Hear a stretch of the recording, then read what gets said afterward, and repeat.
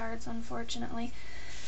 Okay, I wanted to just make a simple flower, and what I did was I cut my flower stem from the Stretch Your Imagination cartridge. It's from the sunflower, and I cut the whole sunflower button on shift at 5 inches. I snipped off the bottom of the stem, and I snipped off both leaves and of course the sunflower, and I'm left with just the stem, and I'm going to use that on my card. And then what I want to do, I'm going to use that for a piece of scrap paper. Okay, I went ahead and did most of my quilled shapes. We're going to actually be making a flower, and I'm going to make it so that the leaves, well, the flower buds are actually pointed outward like that, the points instead of inward, and the green there is going to be the center, so it's going to kind of look like that. And then these are going to be our 2 green leaves, so I'm going to put that there. Now, I just started quilling in the spring, and I really, really, really love it. It is a little time consuming, but it's very fun. And I actually ordered the circle template board from Quilled Creations. You can search them, quilledcreations.com. It's actually a person who started their own quilling business and has a lot of beautiful designs. She has books that she's published. All of the kits on that website are created by the owner. She's very talented, but they ship super quick. Every order I've placed with them has shipped the same day.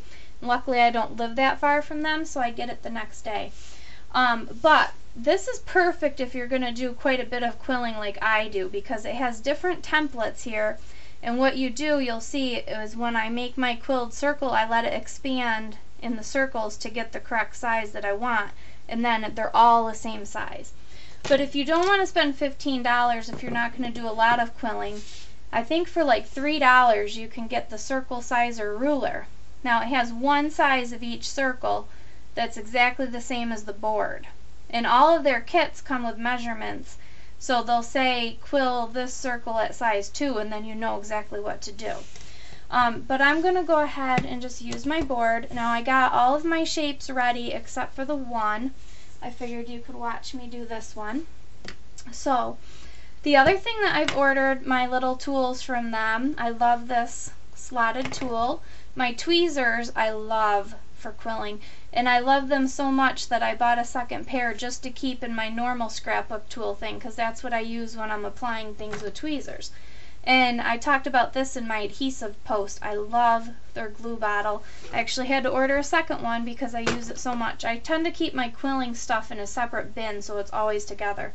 But this is a really nice glue bottle. It's got a very micro tip on it. So I'm going to go ahead and poke my pin down in my cork for now. And what we are going to do is we're going to put our piece of paper, you know what,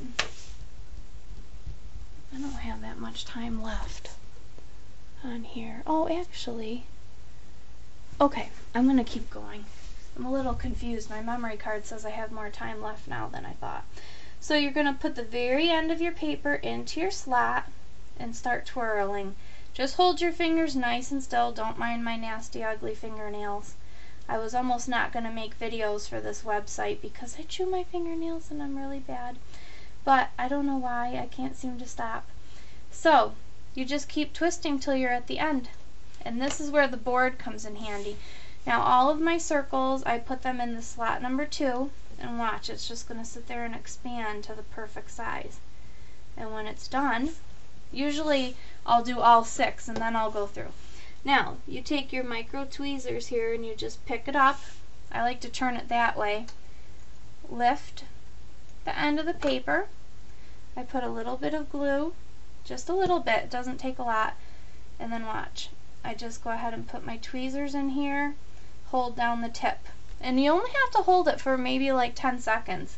This Elmer's Craft Bond glue is really good because it's very strong. And that's all. You can let go of it. Now for these flower petals, this is a quilled circle. Now you can turn these circles into many shapes. Today we're just doing a teardrop shape. So I'm going to go ahead where the crease is and pinch it into the teardrop. So now it looks like that, and it matches perfectly. And I'm trying to see. Okay, I still have a little bit of time left. But I might need another memory card. I'm so not good at making videos. That's why I've had good intentions to make more, but it's really hard for me. I think I might have to switch this tape out, the memory card out, but for right now we'll go ahead and we'll adhere our stem at least. So what I'm going to do is just use my tweezers. I'm just going to kind of put some dabs of this glue. Now you could use your Zig 2-way on it, but when I quill I usually just use my Elmer's Craft Bond. And I'm just going to get it nice and gluey.